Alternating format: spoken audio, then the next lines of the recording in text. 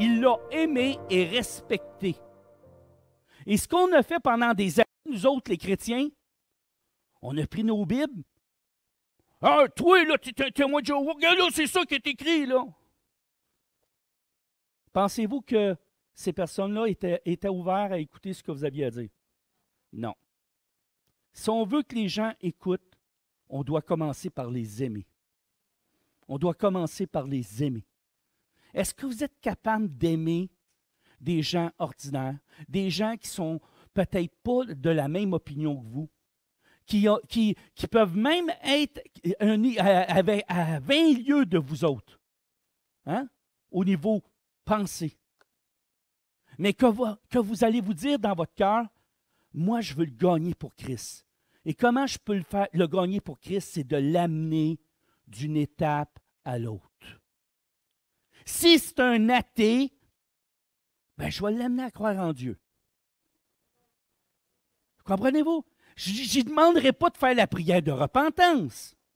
Je vais l'amener à croire en Dieu. Et comment je vais faire? Par mon témoignage, par ma vie, parce que je suis la lumière du monde. C'est ce que le Seigneur me dit. Hein? La lumière de Christ habite en moi. Et le Saint-Esprit habite en moi. Et du fait que le Saint-Esprit habite en moi, je peux tout par celui qui me fortifie. Amen? Alléluia. Excusez, on va continuer un petit peu plus loin. 21 à 23. Avec ceux qui sont sans loi comme sans loi, quoique je ne sois point sans la loi de Dieu, étant sous la loi de Christ afin de gagner ceux qui sont sans loi. Ça veut dire ceux qui sont athées. C'est clair, là? Avec ceux qui sont athées, je n'ai pas commencé à leur dire, écoute bien, là, ça n'a pas d'allure ton affaire, tu ne crois pas en Dieu. Non, j'ai eu une discussion avec, j'ai respecté. Bon, ils vont me parler de différents sujets, je vais essayer de comprendre ce qu'il me dit. Et à un moment donné, dans une relation personnelle qui se développe, savez-vous ce qui se passe? La personne commence à se confier. Commence à te dire c'est les choses qu'il vit. Et là, tout simplement, tu peux lui dire, regarde, je sais que tu ne crois pas en Dieu, mais tu me permettrais-tu que je prie pour toi? Hein? Moi, je crois que ça peut avoir un effet. Ça peut t'aider. Et savez-vous ce qu'ils vont vous répondre? Oui. Savez-vous pourquoi? Parce que vous avez développé une relation d'égal à égal. Vous n'êtes pas arrivé là, moi je suis sauvé, toi tu n'es pas sauvé. Pit, les bretelles. Hein? Tu vous êtes resté humble. Et le serviteur de Dieu a besoin d'être humble. Humble. C'est la marque du disciple, l'humilité. Amen. Deuxièmement, l'autre diapo, s'il vous plaît. Aimez-vous mes croix? Hein, sont belles, hein, mes croix? Hein? Ça fait beau, hein? Pour être un disciple, on doit être rempli de la puissance du Saint-Esprit. Hein? Si on n'a pas la puissance du Saint-Esprit, c'est votre chair qui va parler. OK? Et quand la chair parle, ça fait juste détruire, plutôt de construire. Lorsque c'est le Saint-Esprit qui parle, je peux vous assurer d'une chose, les paroles que vous allez dire, vous allez vous surprendre et après vous allez dire, je ne comprends pas, j'ai dit telle affaire, je ne sais pas ce qui m'est arrivé. Parce que vous allez laisser le Saint-Esprit agir. Êtes-vous prête à faire ça? Ouais. Maintenant, je vais vous poser une question. Est-ce que vous êtes des croyants, des chrétiens ou des disciples? Qu'est-ce que vous voulez être? Vous avez le choix. Des disciples. Je n'entends pas fort, moi. Est-ce que vous voulez être des disciples? Alléluia! Alors, si tout le monde ici veut être un disciple, on va faire des disciples ensemble. Parce que c'est le rôle qu'on a. Hein? C'est la mission de l'Église de faire des disciples. Alléluia! Amen. Maintenant, il y a un autre point. On doit être rempli du Saint-Esprit, mais comment qu'on peut l'être rempli du Saint-Esprit? C'est une bonne question à se poser, là. Allez, Saint-Esprit, remplis-moi. Non, c'est pas comme ça que ça fonctionne. C'est pas un guichet automatique. Hein? Non, c'est pas de même que ça marche. C'est pas une machine à coke que tu payes sur le piton du Saint-Esprit te rentre à l'intérieur. C'est pas comme ça que ça fonctionne. Alléluia. Peux-tu me mettre l'autre? Oui, et voilà. Ça dit ceci. Mais vous recevrez une puissance. Ça dit-tu, vous allez recevoir... Non, c'est une puissance. Qu'est-ce que c'est une puissance? C'est quelque chose qui fait « Ouh! » Amen? C'est puissant. Le Saint-Esprit survenant sur vous et vous serez quoi? Mes témoins à Jérusalem. C'est qui Jérusalem? C'est notre ville ici, Saint-Jérôme. Donc, vous êtes appelés à être les témoins de qui? De Jésus. Amen? Alléluia. Dans toute la Judée. C'est quoi la Judée? C'est ce qui est plus loin que Saint-Jérôme. Ça peut être Laval, ça peut être, bon, partout. Hein? Et jusqu'aux extrémités de la terre. Avila, hein?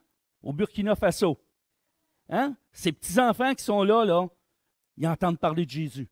Amen? Et c'est notre rôle d'encourager la mission à l'extérieur. Alléluia. Un autre diapo, s'il vous plaît. Ah. Pour être un disciple, on doit s'exercer à faire le bien. Oh boy! Je veux que tu me mettes Jérémie 29, l'autre. Ouais. Ça dit ceci, « Recherchez le bien de la ville où je vous ai mené en captivité. Et priez l'Éternel en sa faveur parce que votre bonheur dépend du sien. » Souvent, dans nos villes, on est là à critiquer et à chialer pour toutes sortes de choses. On est des Québécois, on a cette nature de chialeux. Excusez, là, mais c'est ça. Mais nous, on n'est plus des Québécois. On est des disciples de Jésus, donc il faut arrêter de chialer. C'est-tu correct, là? Bon, je m'excuse, c'est un mot que j'aime pas. Ma femme n'aime pas ce mot-là. Rouspéter, parce que ma femme est très bonne en français en passant. Mais elle n'aime pas ce mot-là, mais c'est correct. Mais vous avez compris ce que je veux dire. Hein? Et l'important, c'est que vous le compreniez. Il faut arrêter de critiquer. La critique n'amène pas la ville de notre côté. On est appelé à rebâtir des ponts avec nos communautés. On est appelé à réconcilier le monde avec Dieu. Hein? C'est notre rôle. On est des ambassadeurs dans un monde. Donc, c'est quoi le rôle d'un ambassadeur? C'est d'être représentant de celui qui est plus haut que soi. Hein? Je représente Jésus. Donc, soyez honorables. Hein? Et parlez d'une façon honorable de votre ville. Ça se peut qu'il y ait des problèmes. Mais là, qu'est-ce que ça dit? Priez. Non, remets-moi l'autre. Priez en sa faveur. C'est ça. Hein? Priez l'Éternel en sa faveur. Quand on a des temps de prière le mercredi, il faut prier en sa faveur. Alléluia. Alléluia. Vous savez, la prière, je parlais tantôt du Saint-Esprit. Si vous voulez l'avoir, le Saint-Esprit, commencez par être des personnes de prière. Si vous êtes fidèles dans la prière, et là, je vais vous dire une chose, ça dit dans la parole, priez sans cesse. Ça ne veut pas dire de faire de l'intercession sans cesse. Ce n'est pas ça, prier sans cesse. Prier sans cesse, c'est d'être continuellement en communion avec Jésus. C'est ça. Tout ce que vous faites, vous êtes en relation avec lui. Moi, là, dans mes semaines, des fois, je vais passer juste du temps à méditer et à discuter avec Jésus. Je vais dire, regarde, Seigneur, j'ai vu telle chose, je pense à telle chose, qu'est-ce que tu en penses? Et là, silence total. Ça prend un certain temps avant de se rendre dans le ciel. Là. Non, c'est pas ça. Mais le Seigneur me répond toujours. Hein? Et des fois, je vais méditer, je vais lui poser la question, puis là, je dis, ouais, peut-être que ça serait mieux de même, hein, Seigneur, puis finalement, peut-être comme ça. Puis là, une année, je m'endors, oups, je me réveille en plein milieu de la nuit, le Seigneur est en train de me parler. Je dis, il n'aurait pas pu choisir un autre moment. Mais le Seigneur est roi et maître. Vous savez une chose, quand il vous réveille en plein milieu de la nuit, il n'y a pas de problème. Tu t'endors et tu dors bien après. Hein? Puis tu récupères rapidement. Hein? Mais on dirait que la nuit, on est plus concentré, hein, sur lui. Je ne sais pas pourquoi. En tout cas, dans mon cas, c'est ça. Et ce que je veux vous dire, si vous voulez recevoir cette puissance du Saint-Esprit, faites une chose. Faites une chose. Mettez-vous à prier. Mettez-vous en relation avec lui. Soyez en relation avec lui comme vous êtes en relation avec votre conjoint. Hein? Mais là, à moins que vous ayez une mauvaise relation avec votre conjoint. Là c'est une autre histoire. Là, à ce moment-là, je vais vous inviter à venir me voir, hein, si vous avez un problème. Mais si vous avez une belle relation avec votre conjoint, s'il vous plaît, ayez cette même relation avec Christ. Lorsqu'on a une relation personnelle avec Christ, on est rempli du Saint-Esprit. On est rempli. Parce que savez-vous une chose? Il nous a dit que des fleuves d'eau vive couleraient à travers nous. Hein? Fait que c'est ce qui se passe. Passe-moi l'autre, s'il te plaît. Ça nous dit dans Galates 6,9, ne nous lassons pas de faire le bien, car nous moissonnerons au temps convenable si nous ne nous relâchons pas. Donc, on est appelé à faire du bien en entour de nous autres. Puis c'est quoi faire du bien? Des fois, ça peut être justement notre collecte de nourriture, hein, qu'on a présentement. C'est important. Vous savez, les enfants, les petites boîtes, là, moi, je vais vous conter juste une petite anecdote. Moi, quand j'étais jeune, on était extrêmement pauvres. On mangeait une journée sur deux. On s'en allait à l'école avec des pantalons tout déchirés. C'était ça. On était 10 enfants et ma mère était la seule qui nous élevait, puis elle était sur le bien-être social. Puis le bien-être social payait pour 6 et non pas pour 10. Fait qu'on mangeait très peu. Et lorsqu'on arrivait à Noël, on n'avait rien. Jusqu'au jour où, à un moment donné, des pompiers nous ont amené une boîte de nourriture et une boîte de jouets. Et moi, je me souviendrai toujours de ça. Puis je me suis dit, un jour, je vais faire la même chose. Je vais faire du bien en entour de moi. Vous ne savez pas l'impact que tu pouvais avoir avec juste cette petite boîte-là. Comment que ça va toucher le cœur d'un enfant. Puis que cet enfant-là, un jour, va dire, moi, je vais faire du bien en entour de moi. Tu sais, on veut changer la société, mais la société change par des petits gestes. Ce n'est pas des gestes souvent qui sont spectaculaires, des petits gestes. Si tout le monde pose un petit geste, on aide la société à changer. Amen? Et on doit les aimer. Les aimer comme Christ les a aimés, parce qu'il est venu pour eux autres. Il n'est pas venu pour ceux qui se portaient bien. Hein? Fait que nous, c'était notre rôle d'aller vers eux autres. Amen. Matthieu 5,16. Hey, celle-là, je l'aime parce que, regardez, moi, je vois des belles lumières ici. Ça dit que votre lumière luise, ainsi devant les hommes. Est-ce qu'il a dit que votre lumière luise et mettez-la dans le garde-robe? Hein? Non, c'est pas ça qu'il a dit. Que votre lumière luise ainsi devant les hommes. Afin qu'ils voient quoi? Vos bonnes œuvres. Est-ce que le Seigneur a des œuvres à faire à travers vos vies? Amen. Qu'est-ce qu'il a dit? Il a préparé des œuvres pour chacun de vous. Maintenant, c'est à vous, dans une relation personnelle, de découvrir quelles sont ces œuvres. Hein? Si vous voulez être un disciple, puis vraiment un disciple accompli, vous devez commencer à faire ce cheminement-là. Amen? Et qu'il glorifie qui? Notre Père qui est dans les cieux. Mais si on veut que le monde glorifie le Père dans les cieux, on doit premièrement être une lumière devant les hommes. Est-ce que vous comprenez ça? Amen. Et le dernier point que j'aimerais amener ce matin, on doit pratiquer l'hospitalité. Là, OK, là, excusez, là, mais il faut que j'explique c'est quoi l'hospitalité. Oups, petit bouchon, on l'oublie. J'ai comme l'impression qu'il y en a qui rient de moi. Bon, OK. Non, vous avez le droit. C'est quoi l'hospitalité que le Seigneur parle?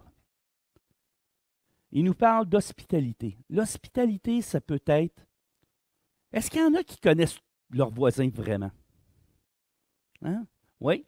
Mais il y en a-tu ici qui ne connaissent pas leurs voisins? J'aimerais ça juste voir les mains levées. Oh! Aïe, aïe! Soyez honnêtes à matin. Levez vos mains, là. Hein? Bon, merci! Bon, mais regardez, je vous lance un défi. Ah! Je vous lance un défi ce matin. Hein? Puis le défi que je vous lance, c'est juste de prendre le temps d'aller les saluer. Leur dire bonjour. Hein? Prenez le temps, peut-être même juste leur dire « Hey, ça vous tente-tu? On va venir prendre un petit café à la maison, on pourrait jaser ensemble, on pourrait se connaître. » Oh, c'est fatigant, je le sais, mais hein, c'est le prix à payer. Hein? Si on veut gagner des âmes, il faut plutôt bien connaître du monde. C'est la seule façon. Hein? Ça peut être ça, ou quand que tu fais un barbecue l'été, tu sais, peut-être juste dire à tes voisins, « Hey, je fais un barbecue, ça serait le fun qu'on pourrait être ensemble, on pourrait faire quelque chose ensemble. » Prendre le temps de connaître vos voisins. Ou simplement aller voir votre voisin, « Hey, il est donc bien beau ton parterre. Hein? » Juste lui dire des bonnes paroles, des paroles d'encouragement, de le bénir. Tu sais, on dit bénissez le monde, mais le bénir, comment tu vas les bénir? Encourage-le, dis-leur, « Hey, c'est beau comment tu as arrangé ta maison. » Savez-vous quoi? Vous allez vous faire un ami tout de suite. Hein? Qui n'aime pas se faire complimenter? Y en a-tu ici qui n'aiment pas ça, se faire complimenter? Ah! Bon, aimez-vous ça, vous faire dire que vous êtes tout croche? Hein? Bon, c'est réglé. On a réglé l'affaire. Donc, c'est simple, vous allez voir votre voisin, vous lui dites quelque chose de gentil. Hein? Dites, c'est le défi, là. C'est un gros défi, là. Hein? Mais c'est un défi important. Ça fait partie de l'hospitalité. Savez-vous ce que ça veut dire être hospital? Avoir cette hospitalité-là, c'est d'accueillir les gens. De les accueillir. Hein? Oui, comme vos frères, même s'ils sont loin de Dieu, c'est de les accueillir, de prendre du temps avec eux, hein? De les aimer. Ah, ben là, tu sais, ils parlent du croche, ils blasphèment. Oh, si vous saviez. Ah! Je vous ai parlé que je fais de la physiothérapie puis de l'ergothérapie pour mon dos. Tout l'établissement au complet me connaît. Tout. OK? Ma physiothérapeute, lorsque je suis arrivé là, elle m'a dit directement en partant, « Je suis athée, je ne crois pas en Dieu. » Ben, j'ai dit, c'est le fun. J'ai dit, c'est le fun, moi je crois. Hey, j'ai dit, on va avoir du plaisir à discuter. Un an et demi plus tard, il y a 3 semaines, je rentre comme d'habitude dans ma séance de physiothérapie. Je m'étends sur la table parce que c'est tellement le fun, je me fais masser, ça fait du bien. Hein? Et là, elle me dit, sais-tu, j'ai une de mes amies qui a ça, puis t'as prié, puis je pense que je commence à croire en Dieu. Ah, bon, ça prend 1 an et demi pour y faire stepper juste le step plus haut, là. Hein? Mais savez-vous quel genre de relation que j'ai? Une relation d'amitié profonde. Elle me compte toute sa vie. Toute. Pendant l'heure que je suis là, elle me parle des problèmes avec sa fille, elle me parle des problèmes qu'elle a vécu dans son couple. Toutes sortes de choses. Et moi, je l'encourage. Je lui donne des conseils. Comme un ami. Je ne commence pas à la juger. Hein? Je l'aime. C'est ce que le Seigneur me dit de faire, de les aimer. Maintenant, j'ai mon ergothérapeute aussi. Je n'ai 2. J'ai un ergothérapeute et une kinésiothérapeute. La même chose. Puis là, savez-vous ce qu'ils m'ont dit? On n'a jamais vu un pasteur avoir autant de fun avec tout le monde. Elle dit, vous êtes tellement spécial. Mais j'ai dit, c'est parce que Jésus est en moi. Hein? Puis elle me regarde, elle me fait un gros sourire. Puis là, l'autre fois, je lui ai dit, elle me dit à moi, elle dit qu'elle avait un problème. J'ai dit, ça te dérange-tu si je prie pour vous autres? Elle dit, ben non, au contraire, j'aimerais ça. Hein? Voilà.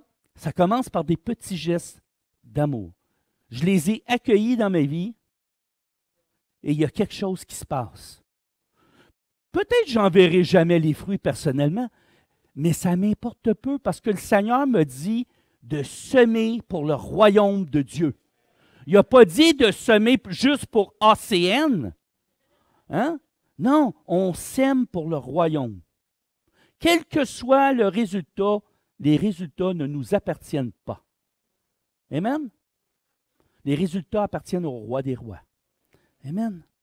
Hébreux 13, 2 dit, n'oubliez pas l'hospitalité, car en l'exerçant, quelques-uns ont logé des anges sans le savoir. J'ai une personne dans l'Assemblée que je viens d'être nommé pasteur ici, puis la première chose qu'elle a faite, elle m'a offert l'hospitalité. Et ça, je vais vous dire de quoi ça m'a touché en passant. Ça m'a vraiment touché. J'ai dit, wow, quelle belle Église. Hein? Une Église qui s'implique rapidement, qui fait des choses rapidement, puis qui veut que les choses bougent. Mais vous savez une chose, le bateau est en marche. Hein? On fait juste continuer à le faire marcher. Amen. Dernier verset que je vous mets, parce que je vous ai bombardé pas mal le matin avec des versets, hein, je pense. Hein? 1 Pierre 4, 9. Hey, j'ai été bon, j'ai quand même 30 minutes, c'est bon ça. Hein? Ça dit, exercer l'hospitalité les uns envers les autres. Et là, il y a un petit mot là. Sans murmure. Ben là, je vais vous expliquer ce que ça veut dire, le sans murmure. Parce que souvent, on ne comprend pas trop le sans murmure. On se dit, c'est juste non, c'est pas ça. C'est pas ça, le sans murmure. On va l'expliquer. Hein? Le sans murmure, là, t'accueilles quelqu'un chez vous. Là, hey, prends la table. As-tu remarqué, il n'a même pas prié à soir. Hein? Ouais, as-tu vu? Ça n'a pas d'allure. Il ne se lave même pas avant de se coucher. Hein? Mais as-tu vu comment il mange, il bave? Aïe. Hein? Ça, c'est du murmure. OK? Ça, c'est du murmure. Le murmure inclut la critique des autres. Et savez-vous, l'esprit de critique, c'est l'esprit destructeur dans une église, mais dans des couples et dans des familles. Hein? C'est un esprit qui amène la division, la critique. Moi, je vous invite ce matin, je suis votre pasteur, vous m'avez choisi, vous êtes prêts avec moi. Je vous invite à une chose, s'il y a quoi que ce soit qui vous dérange, à place de commencer à en parler à d'autres, allez voir un de mes hommes de confiance. Allez en parler directement à eux autres. Soyez assurés qu'on va prendre note. Notre désir à tous, à toute l'équipe, c'est que tous soient heureux dans cette Église. Tous se sentent bien. Tous sachent qu'ils sont importants aux yeux de Dieu. OK? Parce que vous êtes des disciples de Dieu. Et moi, j'ai un grand respect pour ça. Et je vous invite que s'il y a quoi que ce soit, de le faire. Amen? Maintenant, avant de terminer, j'ai eu à cœur tantôt des gens qui avaient le cœur brisé. Mais pendant qu'on louait, j'étais content parce que le Seigneur me disait, il y a une personne dans l'Assemblée qui doit prophétiser, elle ne le fait pas, et elle l'a fait. Wow! Puis là, le Seigneur, si elle ne le faisait pas, j'étais pour venir en avant et dire, cette personne-là doit prophétiser. un message important pour l'Église. Hein? Puis je te dis, là, ça m'a saisi quand tu as prophétisé. Parce que le Seigneur me disait, il dit, si elle ne le fait pas, tu montes puis tu demandes à ce qu'elle le fasse. Wow! Parce que des fois, on se retient. Amen? Et moi, je veux que vous sachiez une chose. On est une Église remplie de la puissance du Saint-Esprit. On doit le manifester. On ne doit pas avoir peur. Si le Seigneur vous a donné un don, c'est pour l'édification de tous. Et vous devez le mettre en application. Vous savez, quand on prophétise pour la première fois, ça se peut que vous vous trompiez. Ça se peut qu'il y ait un peu de la chair à travers de ce que vous allez dire. Mais c'est comme ça qu'on apprend. Que les prophètes soient soumis aux prophètes. Quand vous prophétisez pour la première fois, allez voir quelqu'un qui prophétise, ça fait plus longtemps. Peut-être qu'elle va vous dire, regarde, fais attention, dis pas, il y a des choses qu'il faut que tu fasses attention. Il faut que tu sois vraiment à l'écoute. T'sais?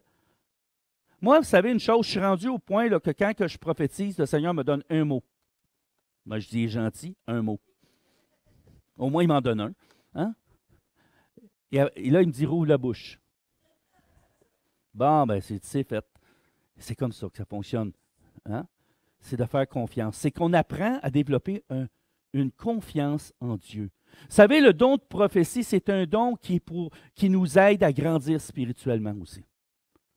Si vous le mettez en application, vous allez voir, vous allez grandir rapidement dans la foi.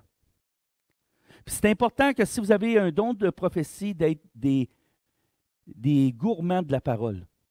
Hein? Comme qu'on est gourmand quand on mange un gâteau, mais qu'on mange plus de la parole. Hein? Parce que de l'intérieur, ça va sortir de façon naturelle. Mais il faut que ça soit à l'intérieur. Hein? Donc, il faut manger la parole pour qu'elle puisse s'incruster en nous. Afin que lorsque le Seigneur va nous utiliser, cette parole-là va sortir de façon naturelle. Amen? Vous avez un don de guérison? Vous croyez avoir un don de guérison? Attendez pas qu'il y ait un infirme qui rentre, là. Hein? Il y en a des malades partout.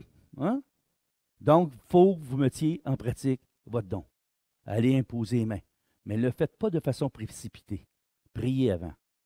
Priez. Parce que vous savez une chose, quand le Seigneur lui-même a averti de ça. Hein? Pour une raison, c'est que lorsque tu imposes les mains, ça peut être un esprit et non pas une maladie qui est causée par le physique. Il y a des maladies qui sont causées par des démons. Il faut avoir un discernement.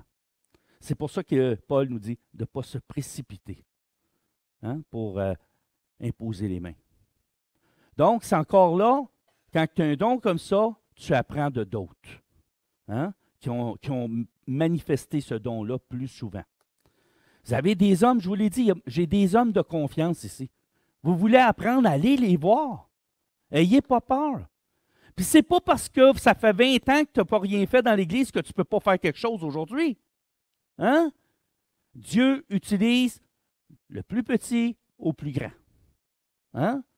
Puis il peut même utiliser cette boîte de Kleenex qui va se mettre à parler s'il veut. Hein? Dieu est Dieu. On a chanté tantôt que Dieu c'est le Dieu de l'impossible. Ben là, si c'est Dieu de l'impossible, il peut faire parler mon iPad, il peut faire parler ma bouteille d'eau.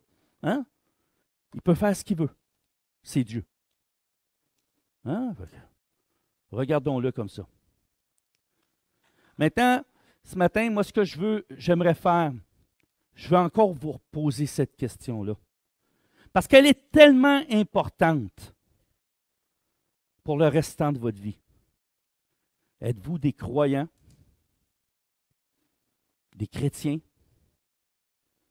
ou des disciples? Si vous n'en êtes pas sûr ce matin, je vais vous demander d'avancer en avant, on va prier pour vous. Si vous pensez que vous êtes entre les deux, on va prier pour vous, pour que le Seigneur vous aide à relâcher ce qui vous empêche d'aller plus loin. Je vais demander à mon équipe de venir en avant, puis on va prier pour vous. Fait que j'aimerais, pendant que les gens se lèvent pour venir en avant, j'aimerais simplement, ce matin, qu'on baisse la tête et qu'on prie pour ces personnes. Qu'on prie pour eux. Parce que, vous savez, c'est tellement important. Puis je veux parler à ceux aussi qui sont sur Zoom, qui sont sur YouTube, sur les plateformes. Vous savez, posez-vous la question, pourquoi je ne viens pas à l'Église? L'Église, c'était pourquoi Jésus est mort. Il est mort pour l'Église. L'Église locale, c'est sa création à lui. Si tu ne crois pas en l'Église, tu as un problème. Parce que si tu dis que tu es un disciple, tu vas faire tout ce que le maître a fait. Et le maître a bâti l'Église. C'est le maître qui bâtit l'Église. Donc, je t'invite ce matin à réfléchir. Puis à te dire, à te poser la question, est-ce que je suis un croyant, un chrétien ou un disciple? Et le Seigneur nous demande d'être des disciples afin d'en faire d'autres. Maintenant, tu as le droit d'être un observateur puis de regarder la parade passer. C'est beau, c'est cute, mais quand elle va avoir passé, tu vas être tout seul. Il va venir un jour où il va y avoir l'enlèvement. Et le Seigneur va venir chercher son Église. Et le Seigneur ne vient pas chercher des croyants, il vient chercher des disciples. Hein? Il vient chercher des disciples. Les croyants, malheureusement, vont demeurer. Et c'est ces personnes-là, pendant les tribulations, qu'il va falloir qu'ils fassent un choix. Comme nous autres, on a abandonné des choses pour suivre Jésus. On doit abandonner certaines choses dans nos vies si on veut suivre Jésus. Alors, je te mets au défi. Tous autant que vous êtes, je vous mets au défi de regarder dans vos cœurs s'il y a quelque chose qui vous empêche de suivre Jésus. Puis s'il y a quelque chose qui vous empêche de suivre Jésus, je vous en prie ce matin, levez-vous, venez en avant. On va prier pour vous. Il n'y a pas de jugement ici. On est là, puis on vous aime. Puis on veut le meilleur pour chacun de vous. C'est la même chose pour vous autres qui êtes sur YouTube. Je vous en prie, venez à l'Église. Venez reconnecter avec les gens. Venez vivre l'amour de l'Église. Venez vivre les louanges ensemble. C'est pas pareil. Tu peux pas vivre l'Église tout seul. Tu grandiras jamais. L'Église, c'est pas parfait, c'est justement pour ça. Le Seigneur l'a fait imparfaite afin qu'on grandisse tous ensemble. Il aurait pu nous rendre tous parfaits. Non. Il nous a laissés comme ça pour qu'on grandisse de gloire en gloire, de progrès en progrès, afin que tous ensemble, on apprenne à aimer comme lui nous a aimés. Et si on le fait d'un cœur sincère, l'Église grandit tous ensemble. Et on a une Église qui est remplie d'amour. Parce que ce qui est important, c'est qu'on soit reconnu pour l'amour qu'on a les uns pour les autres. Amen. Père éternel, je veux venir devant toi, Seigneur, pour mes sœurs, mes frères qui sont là. Seigneur, je te prie, ô Dieu, pour chacun d'eux, Seigneur. Seigneur, renouvelle en eux, Seigneur, un esprit bien disposé. Seigneur, viens briser, Seigneur, les chaînes qui les empêchent de te suivre comme un disciple. Seigneur, que les blessures du passé, Seigneur, qu'il y a pu avoir dans leur vie, Seigneur, soient pardonnées. Que tu puisses mettre le pardon dans leur cœur. Que tu puisses, Seigneur, les restaurer, les guérir et leur donner, Seigneur, une vision de ce que tu attends d'eux. Seigneur, tantôt, tu nous as parlé de traverser la rivière. Mais Seigneur, je te prie, Seigneur, qu'ils puissent mettre le pied dans la rivière et avancer. Parce que tu as des belles choses pour chacun d'eux. Tu veux les utiliser puissamment. Et tu as mis, Seigneur, une œuvre dans chacun d'eux afin qu'ils l'accomplissent pour toi. Seigneur, ce n'est pas une question d'âge. C'est une question de cœur. Et Seigneur, je te prie pour eux. Délivre, Seigneur. Brise les chaînes, Seigneur. Ce qui les tient liés présentement, Seigneur, que tu les brises maintenant dans le nom de Jésus. Et je prie, Seigneur, contre tout esprit d'asservitude, oh Dieu, de servitude. Seigneur, dans le nom de Jésus-Christ, je te prie, Seigneur, de chasser ces esprits dans une terre aride, sèche et sans eau. Dans le nom de Jésus. Tantôt, Seigneur, on a prié, on a chanté, on a loué qu'on n'était plus esclave de la peur. Seigneur, que tout esprit de peur, de crainte, puisse être brisé maintenant dans le nom de Jésus. Et je prie pour ceux qui sont sur YouTube, que tout esprit de peur soit brisé maintenant et soit chassé maintenant dans une terre aride, sèche et sans eau. Et je demande au Saint-Esprit Tout-Puissant de consumer cet esprit et de le détruire complètement, afin qu'il n'ait plus aucun effet sur mes frères et sœurs. Et je te prie, Seigneur, de souffler le vent de ton esprit, un vent de régénération, un vent de restauration, un vent de fortification. Seigneur, fortifie-les, Seigneur. Fortifie-les, Seigneur, dans le nom de Jésus. Qu'ils reçoivent maintenant une onction spéciale. Bénis-les, Seigneur. Remplis-les, Seigneur. Dans le nom de Jésus-Christ. Amen. Amen. Alléluia. Alléluia. Vous êtes une assemblée extraordinaire. On ne se connaît pas encore beaucoup, mais j'ai hâte de pouvoir prendre du temps avec chacun, de pouvoir vous voir chacun, de pouvoir vous serrer la main, vous dire combien je vous aime. Vous savez, ça fait pas longtemps que je suis ici, mais je vous aime. Ça, je peux vous le dire. Amen. Que Dieu vous bénisse abondamment. N'oubliez pas, attendez un petit peu, il va y avoir l'offrande qu'on va faire à la fin. S'il vous plaît.